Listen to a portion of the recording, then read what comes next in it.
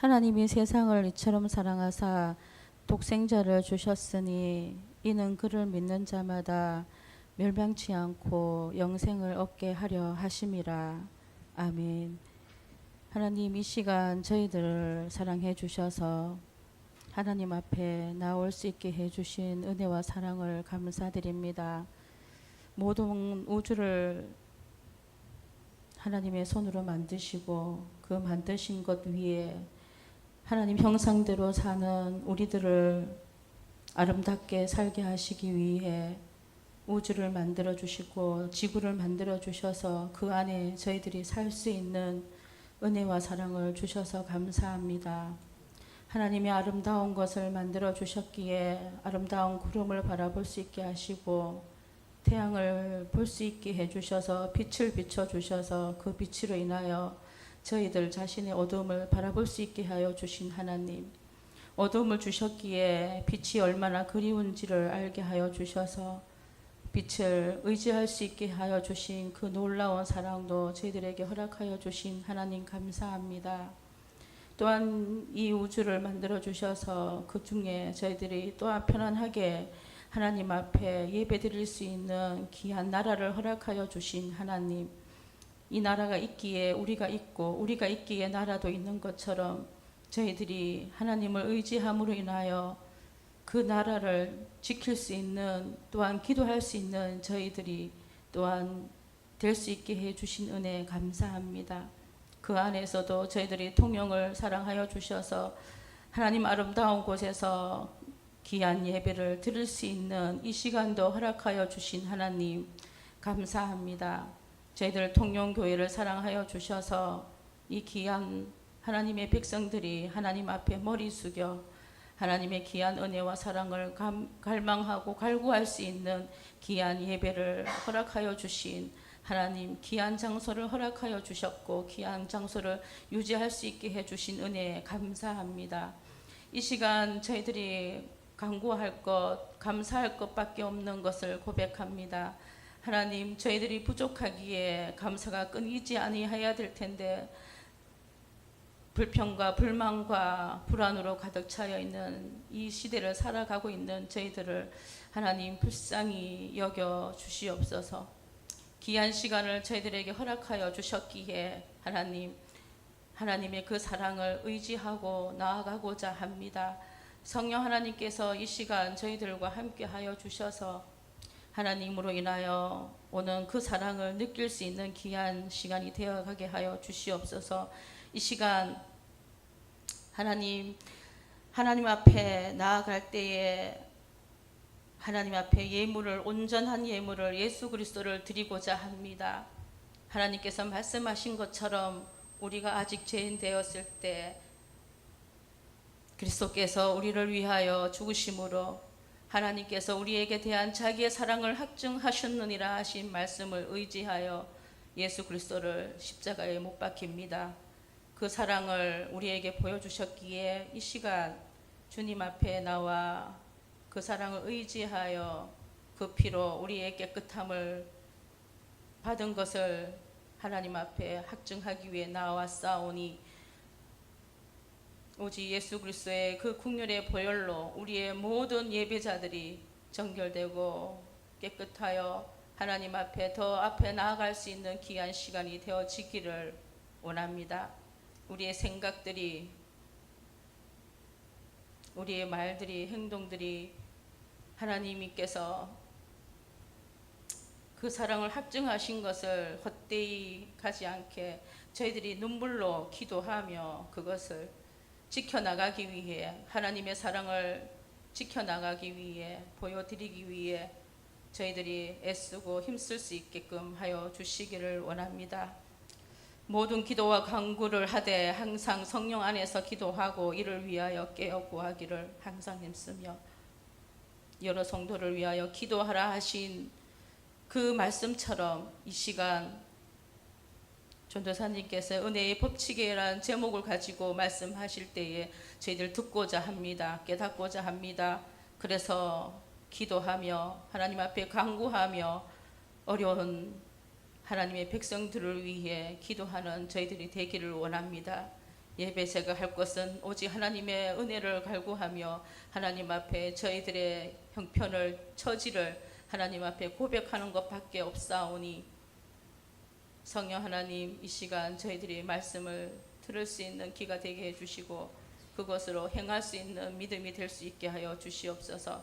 저희들은 주님 앞에 섰을 때에 부족하여 하와가 숨은 것처럼 저희들이 부족하여 어리석어서 숨고자 합니다. 그러나 오직 예수 그리스도께서 십자가에 못 박히시고 다시 살아나셨으며 다시 오시겠다 약속하여 주신 그 사랑을 알기에 그걸 믿고 담대하게 나왔사오니 저희들이 그 담대함을 가지고 주님의 말씀을 듣고 또한 하나님께서 세상에 나가 하나님의 빛과 소금이 되라는 말씀을 전할 수 있는 저희들이 하나님의 백성이 될 수 있게끔 담대함을 허락하여 주시옵소서.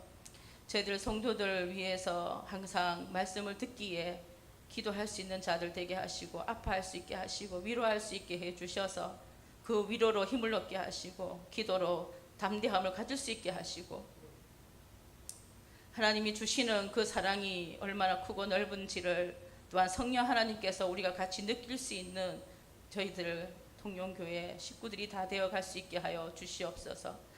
하나님 전에 올 때마다 위로를 받게 하시고 하나님 전에 올 때마다 사람을 통해 또한 사랑을 느끼며 서로를 아껴주고 사랑할 수 있는 그러한 우리 통용교회가 하나님께서 기뻐하시는 그러한 통용교회가 되어갈 수 있게끔 우리가 각자 제자리에서 각자 맡은 자리에서 자기가 처지에 있는 그대로 충성을 다할 수 있는 저희를 되게 해 주시옵소서. 우리가 맡은 것 잘 이행하여 하나님이 기뻐하시는 한 사람 한 사람이 되어갈 수 있게끔 하나님께서 온전히 사랑을 확증하신 것처럼 그 사랑을 우리가 친히 보여줄 수 있는 저희들 모습 되게 하여 주시기를 원하오며 이 시간 하나님께서 말씀을 통해 저희들이 더욱더 깨달아 하는 지혜와 명철함을 저희들에게 허락하여 주시기를 원하옵고 살아계신 예수 그리스도 이름으로 기도드립니다. 아멘.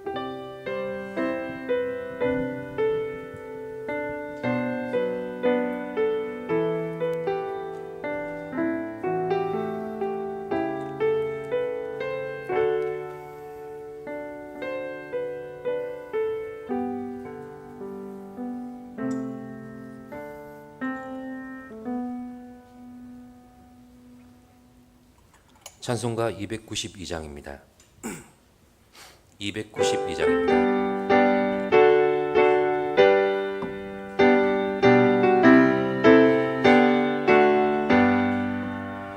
주 없이 살 수 없네 죄인의 구주여 그 귀한 보배 피로 날 구속하소서 구주의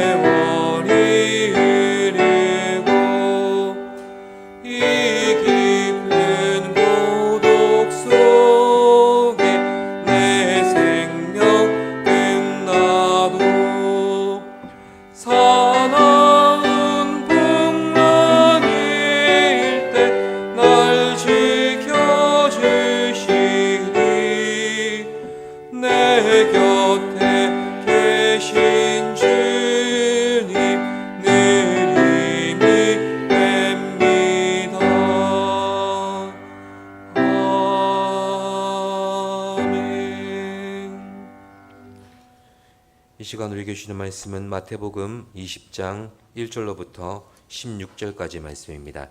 마태복음 20장 1절로부터 16절까지의 말씀, 신약 33쪽입니다.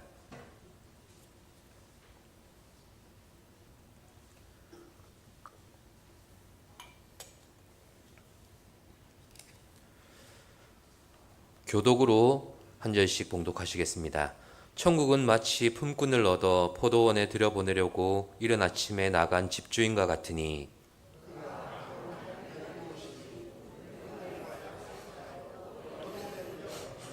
또 제3시에 나가보니 장터에 놀고 서 있는 사람들이 또 있는지라.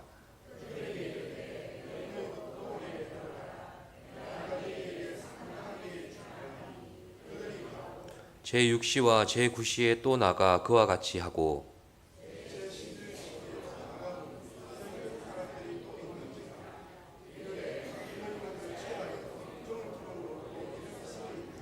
이르되 우리를 품꾼으로 쓰는 이가 없음이니이다. 이르되 너희도 포도원에 들어가라 하니라.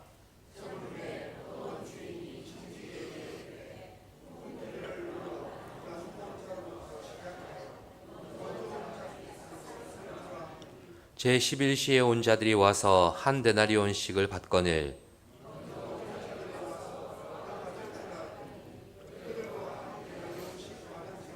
받은 후 집주인을 원망하여 이르되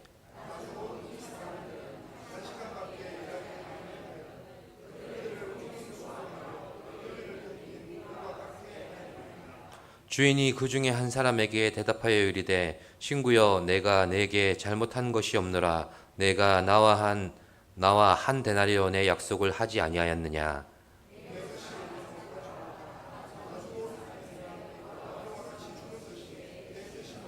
내 것을 가지고 내 뜻대로 할 것이 아니냐. 내가 선함으로 내가 악하게 보느냐. 이와 같이 나중된 자로서 먼저 되고 먼저 된 자로서 나중되니라. 아멘. 기도드리겠습니다. 찬양받기 합당하신 우리 하나님, 거룩한 주의 날 구별하여 불러주셔서 세상 가운데 있던 저희들이 하나님을 예배하는 기쁨과 영광을 주심에 감사드립니다. 살아계신 하나님을 삶으로 늘 의지하며 살아가게 하여 주옵시고 이 예배를 통하여 주시는 말씀을 통해 그 말씀이 이 한 주간 우리를 인도하는 말씀이 되게 하여 주시옵소서. 예수님의 이름으로 기도드립니다. 아멘. 오늘 본문은 포도원 비유를 통해서 천국의 은혜의 법칙을 설명하시는 내용입니다. 그런데 본문의 1절에서는 원어 가르, 왜냐하면이라는 접속사가 생략되어 있습니다. 이 말은 오늘 본문의 내용이 앞장 19장의 문맥과 연결되어 있다는 말입니다. 본문의 문맥을 잘 살펴보시면 본문의 앞과 뒤가 중요한 주제들로 감싸져 있습니다. 앞부분에는 인자가 다시 오심으로 세상이 새롭게 되는 사건이 나오고 오늘 본문에 이어서 뒤따르는 부분에서는 예수님의 죽음과 부활이라는 주제 가운데 위치하고 있는 게 바로 오늘 본문의 사건입니다. 따라서 오늘 본문의 포도원 비유는 주님의 죽으심과 부활 그리고 다시 오심으로 인해서 새로운 세상이 오게 될 것이라는 이러한 관점으로 바라볼 때 본문의 의미를 이해할 수 있습니다. 그렇다면 이 비유의 역사적인 배경을 먼저 살펴보겠습니다. 포도원 주인이 품꾼을 가장 많이 필요로 하는 시기가 바로 포도 수확 시기입니다. 이스라엘에서 포도를 수확하는 달은 9월입니다. 이때는 오전 6시 무렵에 나가서 저녁 6시 무렵에 해질녘까지 일을 합니다. 그래서 하루 동안 일할 수 있는 12시간 중에서 식사 시간이나 정규적인 유대인의 기도 시간을 뺀다면 대략 10시간 정도 노동했으리라 추측합니다. 그리고 이스라엘의 9월은 낮 기온이 매우 높기 때문에 일꾼들은 한낮에 뜨거운 열기를 견디며 일해야 했습니다. 본문에 보니 어떤 포도원 주인이 이른 아침과 제3시, 그러니까 오전 9시에 인력시장에서 품꾼을 데려다가 자신의 포도원에서 일을 시킵니다. 고용 조건은 오후 6시까지 일하고 거기에 상응하는 삭스를 주는 것이었습니다. 그리고 제6시, 즉 정오와 제9시, 즉 오후 3시, 그리고 제11시, 즉 오후 5시에도 품꾼을 찾아서 고용합니다. 이렇게 하루에 5번에 걸쳐서 열심히 일꾼을 찾아간 사람이 바로 포도원 주인이었던 겁니다. 예수님 당시에는 소작농이 대부분이었고 품꾼들은 본문의 주인처럼 자신을 고용해주는 이에게 전적으로 자신의 생계를 의존할 수밖에 없었습니다. 특별히 본문에 등장하는 낮은 계층의 품꾼은 일자리를 스스로 찾을 형편도 되지 못해서 이런 고용주들이 물어올 때까지 기다려야 했다고 합니다. 그러니 이런 정황을 보면 고용주가 사람을 고용한다는 것은 품꾼의 입장에 보면 은혜를 베푸는 것과 같은 것입니다. 사실 더 확대해서 생각해 보면 고용주는 그 품꾼이 부양해야만 했던 그 가족 모두에게 은혜를 베푸는 것과 마찬가지인 겁니다. 자, 이런 문맥과 배경을 염두에 두고 나중된 우리를 먼저 되게 하시는 하나님의 법칙을 본문 가운데서 묵상해 보도록 하겠습니다. 첫 번째, 포도원의 주인 되시는 하나님께서는 독생자 예수의 죽으심과 부활로 우리를 먼저 되게 하신 하나님이십니다. 본문의 주인은 왜 품꾼을 고용하려고 하루에 5번이나 장터에 나갔겠습니까? 사실 제일 처음에 나갔을 때 필요한 인원을 다 고용할 수도 있었지 않겠습니까? 물론 여러 가지 정황들이 있을 수는 있습니다. 아마 하루가 지나면 포도의 당도가 문제가 생길 수도 있었을 것이고 다음날 설이라도 내렸으면 큰 손실을 입을 수도 있는 겁니다. 아니면 그 다음날이 노동을 금하는 안식일이었다면 주인은 하루에 몇 번이라도 품꾼을 고용해서 안식일 전날 일을 다 마쳐야만 했을 겁니다. 아니면 밭에 일이 그렇게 많지 않았지만 주인은 놀고 있는 품꾼들을 불쌍히 여겨서 그들을 고용할 수도 있는 겁니다. 그러나 분명한 것은 품꾼에게 은혜를 베풀고 그 사람들을 만나서 필요를 채워주는 이 모든 일의 주도권을 포도원의 주인, 즉 하나님께서 쥐고 계시다는 사실입니다. 품꾼에게 삭슬 지불하라고 청지기에 명령한 사람도 바로 주인이었습니다.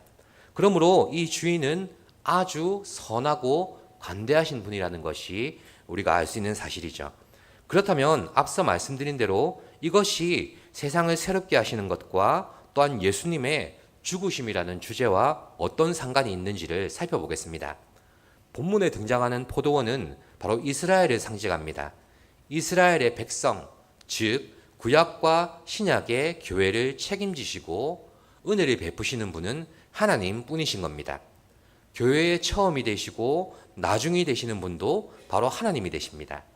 그러니 하나님은 주도권을 가지시고 교회의 나중된 자를 먼저 되기도 하시고 또 교회의 먼저 된 자를 나중된 자로 만드시기도 한다는 말씀입니다. 이 사실이 본문의 앞뒤 문맥의 주제와 관련되어서 이렇게 해석되는 겁니다. 옛 이스라엘이 먼저 된 하나님의 선민이었지만 새 이스라엘보다 이제 나중된 자가 되었다는 겁니다. 반대로 나중된 자인 새 이스라엘은 이제 옛 이스라엘보다 먼저 된 자가 되었다는 말이죠. 이것이 주님의 죽으심으로 이루어 놓으신 세상을 새롭게 하는 은혜의 법칙이며 질서인 것입니다. 하나님은 주권을 가지시고 천국에 새로운 질서를 부여하고 계신 겁니다. 조금 더 쉽게 말씀드리자면 예수님의 죽으심과 부활을 통해서 성취된 하나님의 구원의 사역 속에서 이전에 주님을 배척했던 육신적인 이스라엘 백성이 누릴 특권은 더 이상 없다는 말입니다. 따라서 그들에게 있어 먼저 된 자가 나중된다는 이 말씀은 회개와 심판을 촉구하는 말씀입니다. 반대로 혈통과 상관없이 주님을 나중에라도 영접한 사람들은 오히려 먼저 된 자가 되어서 구원의 은혜 속에 있게 된다는 말이죠. 이것은 오늘 우리가 살고 있는 시대에도 마찬가지입니다. 본문의 비유처럼 하나님께서 개개인을 교회로 부르시는 순서는 다르지만 하나님께서 베푸시는 은혜는 동일한 겁니다. 그러니 우리야말로 주님의 죽으심과 부활을 통해서 나중되었다가 먼저 된 사람인 것입니다. 우리야말로 먼저 된 새 이스라엘의 백성이기 때문에 우리는 주님의 죽으심과 부활로 우리를 먼저 되게 하시는 하나님의 은혜의 법칙에 감사해야만 하는 것입니다.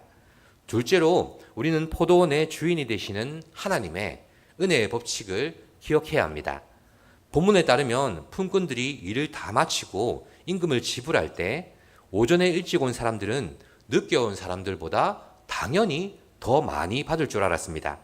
먼저 온 사람들은 내가 이 정도 일했으니까 나는 주인으로부터 이 정도는 마땅히 받아야 한다. 이런 공로사상을 가지고 있었던 겁니다.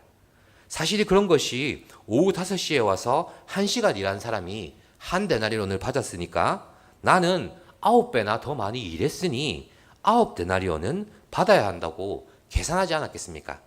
이것이 일반적인 사람들의 생각인 동시에 이 비유를 들었던 유대인들의 전형적인 생각이었습니다.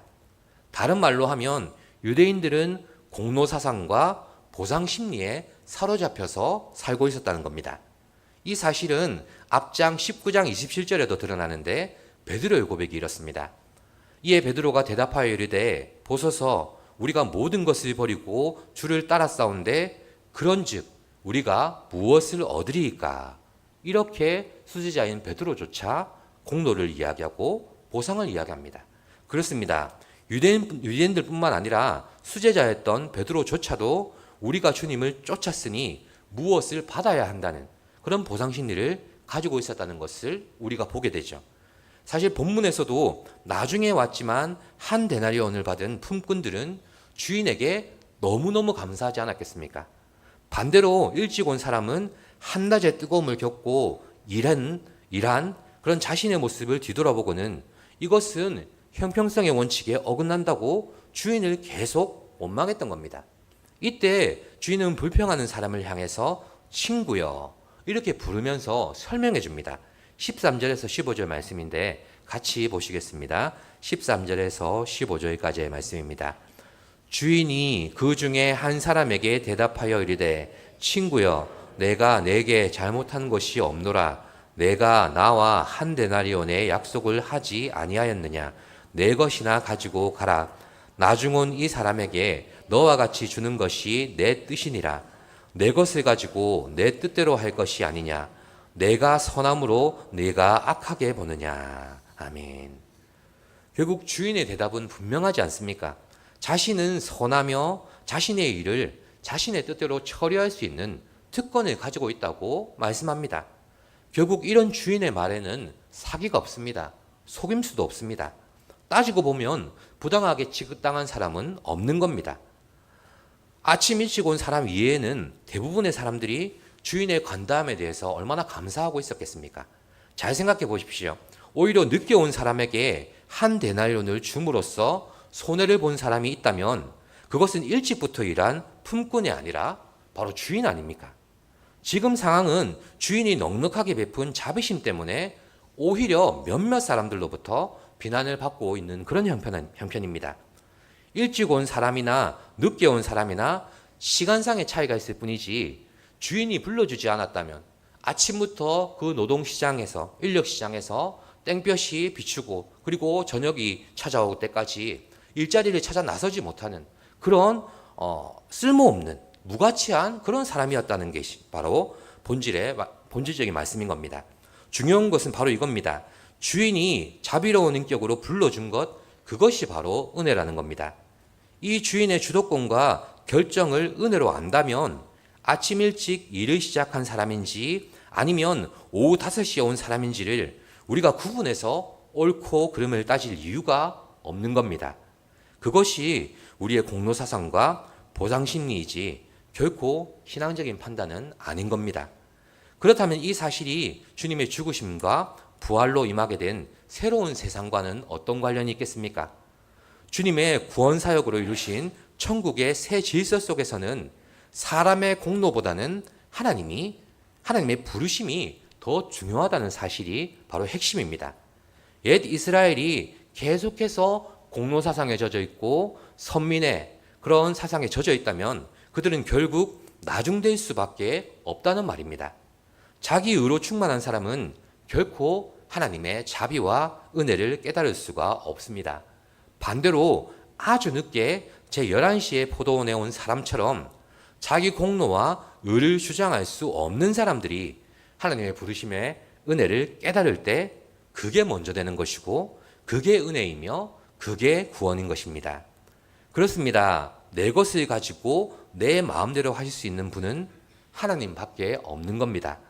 그런데 우리 하나님은 풍성한 자비와 은혜의 방법대로 이 일들을 처리하십니다. 하나님 나라에서는 은혜의 법칙이 능력보다 앞서는 것입니다. 공로보다 앞서고 그리고 우리의 어떤 것보다 앞서는 겁니다. 하나님은 본문의 포도원 주인으로 등장하셔서 모든 사람의 필요를 이미 채워주신 겁니다. 늦게 일하러 온 사람은 장터에서 마음 졸이며 부양할 가족들의 하루 양식을 걱정했을 겁니다. 일찍 일하러 온 사람과 동일하게 늦게 온 사람에게도 똑같이 한 데나리온이 필요하다는 것을 포도원 주인이신 하나님은 알고 계십니다.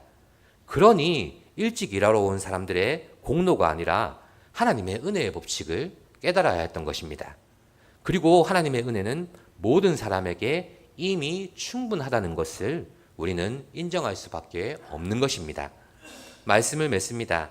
이렇게 우리의 공로와 또 우리에게 있는 보상 심리와 관계없이 각 사람의 필요에 따라 은혜를 베푸시는 하나님은 나중된 우리를 오히려 편애하시는 것 같습니다. 이것이 주님의 죽음과 부활로 재창조된 그 세상 가운데의 은혜의 법칙인 것입니다. 먼저 난 에서보다 야곱을 더 사랑하셨던 바로 그 하나님은 나중되었다가 먼저 된 우리를 오히려 편애하시는 하나님이 되시는 겁니다. 우리를 창세전에 자녀로 택하셨고 우리의 죄 문제를 해결하시고 사탄과 멸망의 나라에서 광명의 나라로 옮기셨으며 우리를 의롭다고 선언해 주셨습니다. 미래의 영원한 복을 누리게 하실 뿐만 아니라 지금 여기에서도 하나님 아버지의 사랑을 누리며 그 도우심 가운데 거하며 보호하심과 인도하심과 능력 가운데 있게 하셨습니다. 이 모든 것은 불신자들이 결코 누릴 수 없는 복입니다. 우리에게만 주신 하나님의 편애인 것입니다. 그러니 하나님의 편애의 대상이 우리 자신인 것을 깨달으면 깨달을수록 우리는 감사와 찬양을 하지 않을 수가 없는 것입니다. 시편 110편 1절의 말씀이죠. 여호와께 감사하라. 그는 선하시며 그 인자하심이 영원하미로다. 아멘. 사랑하는 성도 여러분, 진실로 하나님의 주권적인 은혜를 깨달은 사람은 남이 받은 은혜를 시기하지 않습니다. 우리 모두 우리에게 임한 하나님의 편애를 기억하면서 감사와 찬양이 넘치는 한 주간을 살아가시기를 기도드립니다. 기도드리겠습니다. 살아계신 하나님, 아무런 공로가 없는 저희들, 또한 하나님의 거룩한 일들에 대해서 아무런 쓸모가 없는 저희들을 불러주셔서 나중된 자로서 먼저 되게 하시는 은혜를 덧입게 하시니 감사드립니다. 그 은혜의 법칙을 깨닫게 하심도 감사드립니다. 우리의 모든 필요를 아시고 각자에게 필요한 대로 이미 넉넉히 베푸신 하나님의 은혜와 사랑을 덧입고 살아가는 우리임을 고백하는 한 주가 되게 하여 주시옵소서. 감사드리며 예수님의 이름으로 기도드립니다. 아멘. 찬송가 303장입니다.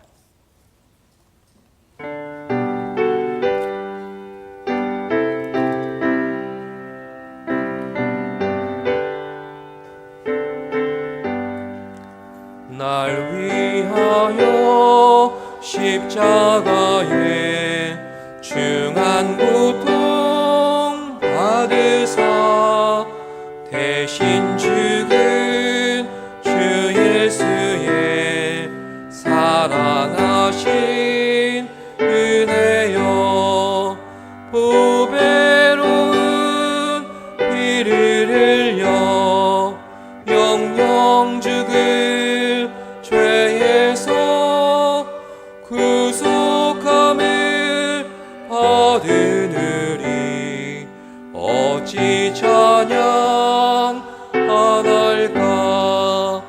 예수 안에 있느니 한량없이 즐겁고 주 성령의 위로함이 마음속에 차도다. 천국 음악 소리 같은 은혜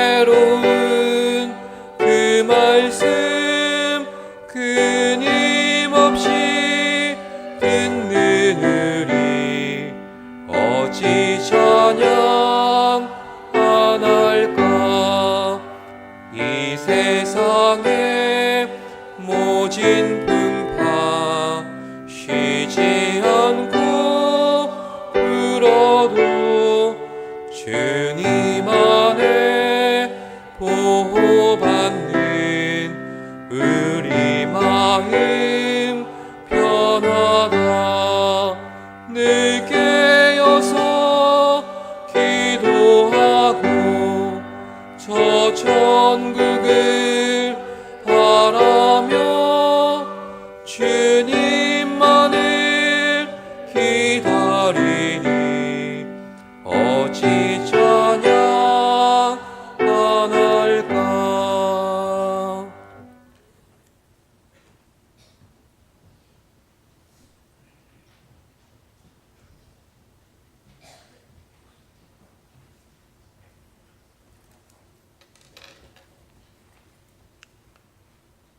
교회 소식 전하겠습니다. 오늘은 대한예수교 장로회 총회가 지정한 총회 주일로 지키고 있습니다. 우리도 교단에 속한 교회로서 항상 총회의 건강함을 위해서, 그리고 속하여 있는 모든 교회의 건강함을 위해서 기도해 주시기 바랍니다.